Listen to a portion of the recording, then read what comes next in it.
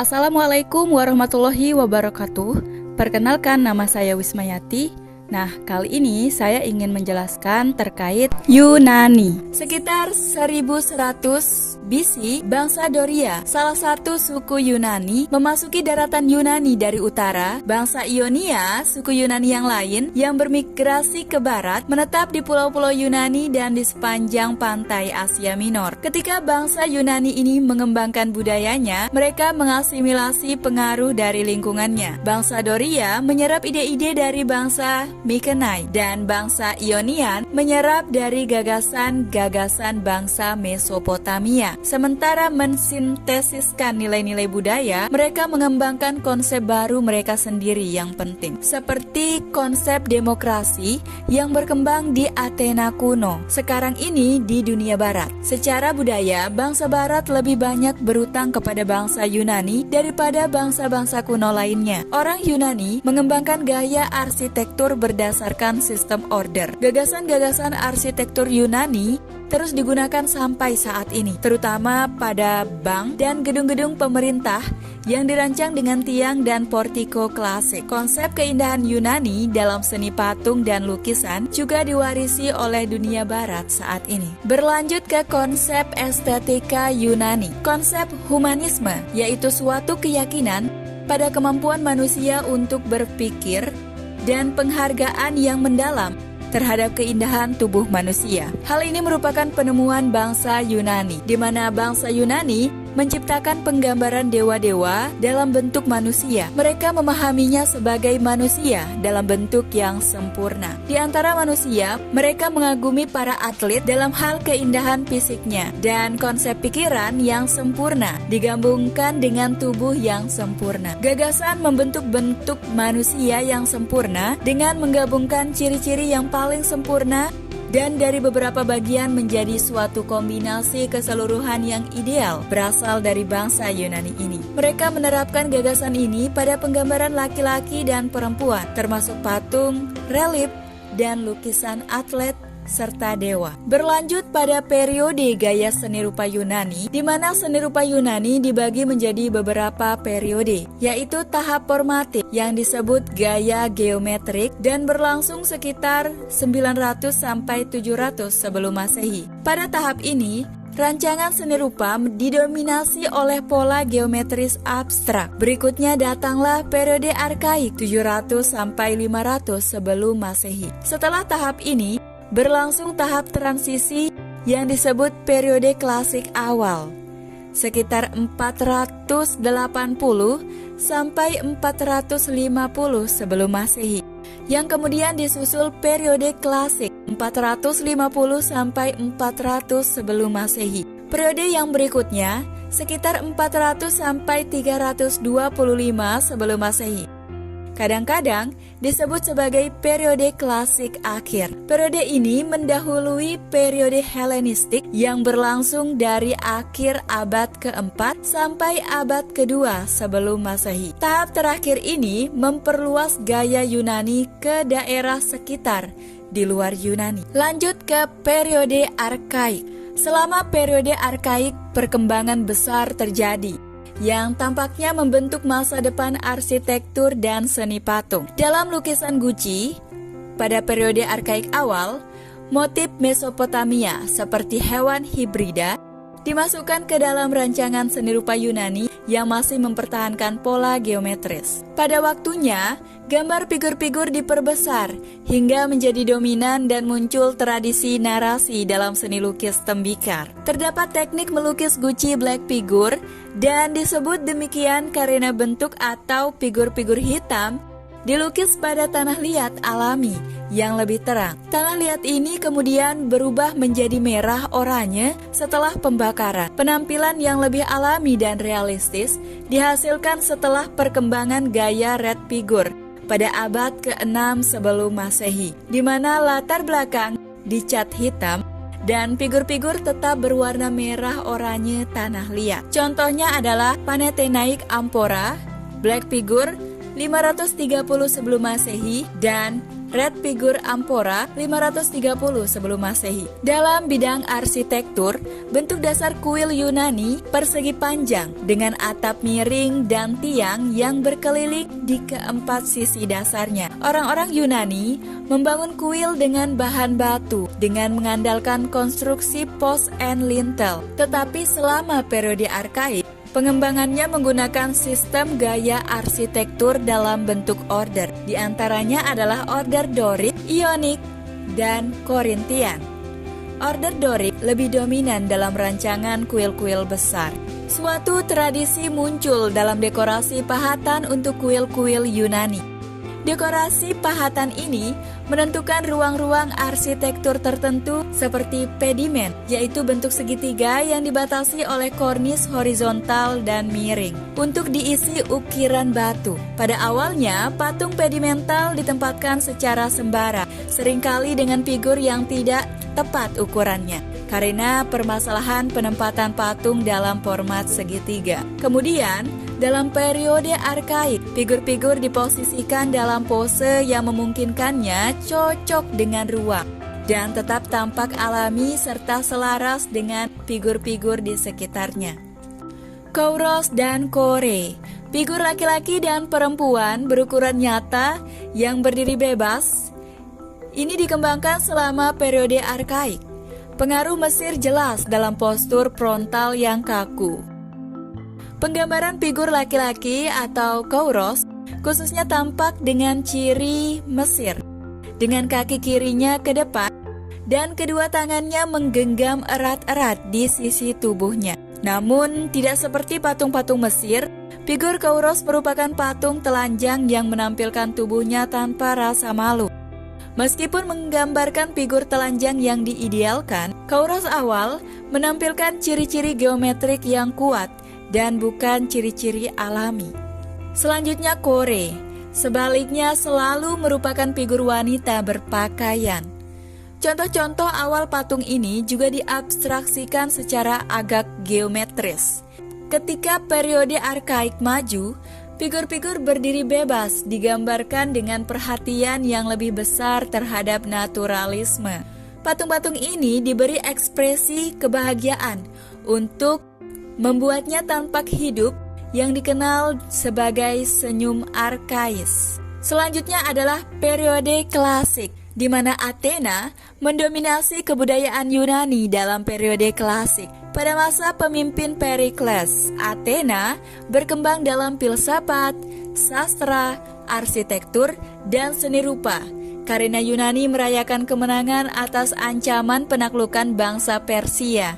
Proyek budaya yang utama dari periode itu adalah pembangunan kembali Akropolis, tempat keagamaan Athena yang telah dihancurkan oleh bangsa Persia. Hasil seni bangun Yunani termegah adalah Parthenon.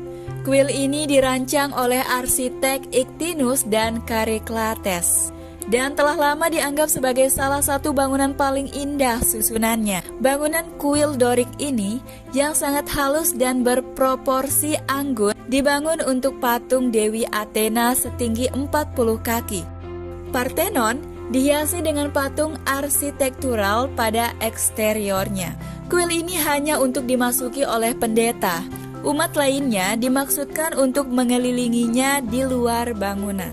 Tidak satu pun dari garis-garis pokok bangunan Parthenon yang persis lurus.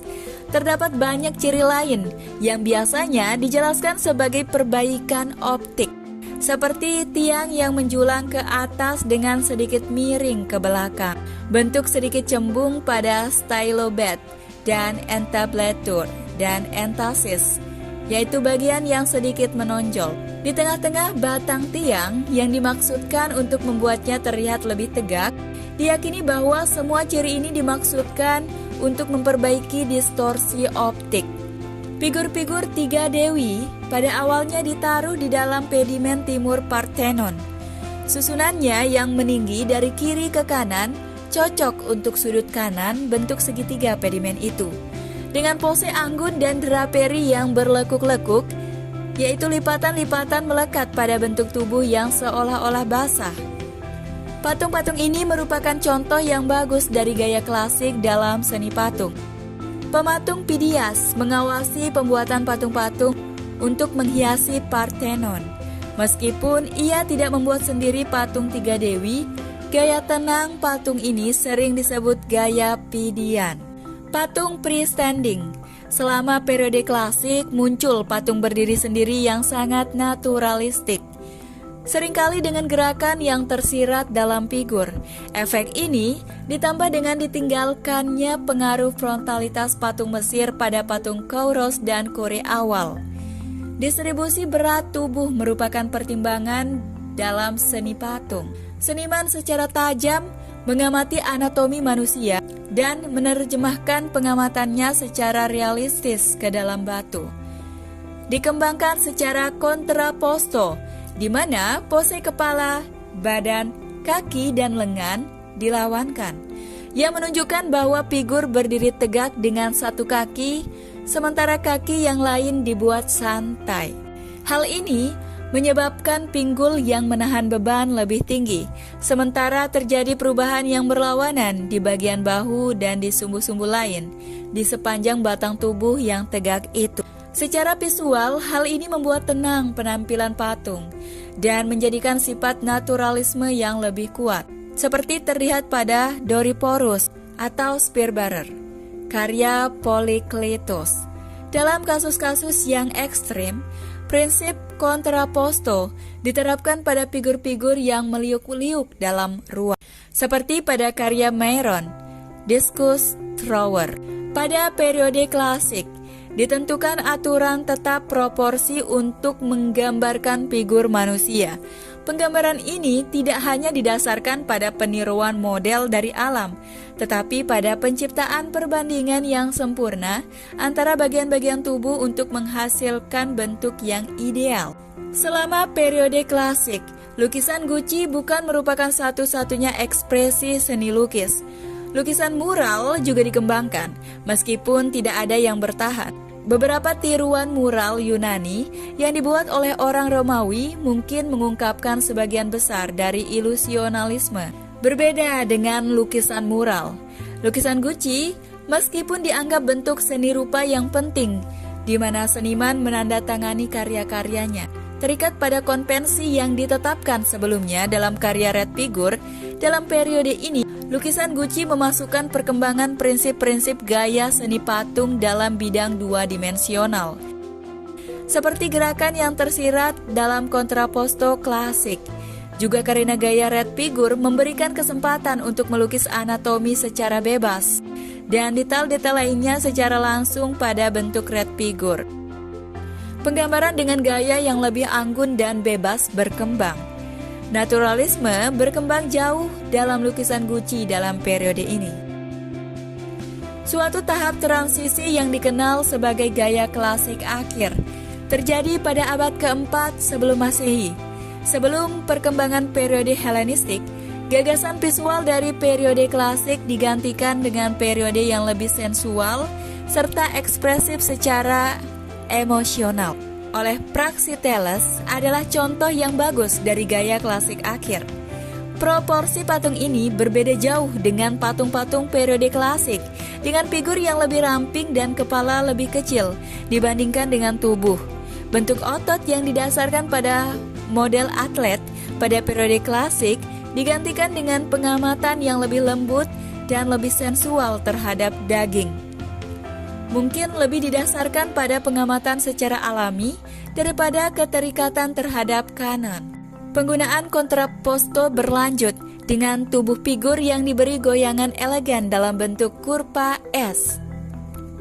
Selanjutnya adalah periode Helenistik. Dimulai pada akhir abad keempat sebelum Masehi, pada saat Alexander the Great, yaitu Raja Makedonian yang kerajaannya mencakup Yunani, Mesir, Mesopotamia, dan Persia. Gagasan-gagasan peradaban Yunani menjadi terabadikan yang mempengaruhi perkembangan gaya seni rupa di luar Yunani itu sendiri. Istilah Helenistik berarti seperti Yunani, dan sering seniman pematung Helenistik adalah seniman-seniman Yunani yang bekerja untuk patron-patron non-Yunani. Gaya periode Helenistik berlanjut dan memperluas emosionalisme dan sensualitas dari periode klasik akhir. Saat itu juga suatu zaman yang ditandai dengan minat yang lebih besar dalam naturalisme. Terbukti adanya berbagai macam gaya dengan beberapa karya yang menekankan aksi dramatis dan ungkapan emosi yang kuat. Sementara yang lain melanjutkan tradisi idealisme Yunani yang tenang seperti dicontohkan pada Venus de Medici dan Aphrodite of Melos, Venus de Milo. Komposisi patung berdiri bebas berjudul The Laocoon Group diciptakan oleh Alexander Athenodorus dan Polydonus of Rhodes pada abad kedua sebelum Masehi. Ini menggambarkan Laocoon yang memperingatkan bahwa Trojan untuk tidak menerima kuda sebagai hadiah yang membawa kejatuhan mereka dalam perang. Dan kedua putranya dihukum oleh ular besar yang dililitkan padanya oleh dewa yang marah. Ketika ular melilitnya, mereka berjuang untuk membebaskan diri. Ekspresi emosional di sini tampak ekstrim, terutama penderitaan Laocoon sendiri dengan otot-otot yang teregang menunjukkan perjuangan yang sia-sia. Seiring dengan gerakan ekspresif, terdapat kesan gerakan yang menggeliat. Figur Laocoon diperbesar dibandingkan dengan anak-anaknya. Menekankan pentingnya dalam komposisi, gaya karya ini sangat berbeda dengan konsep ideal dan ketenangan yang diungkapkan pada patung periode klasik.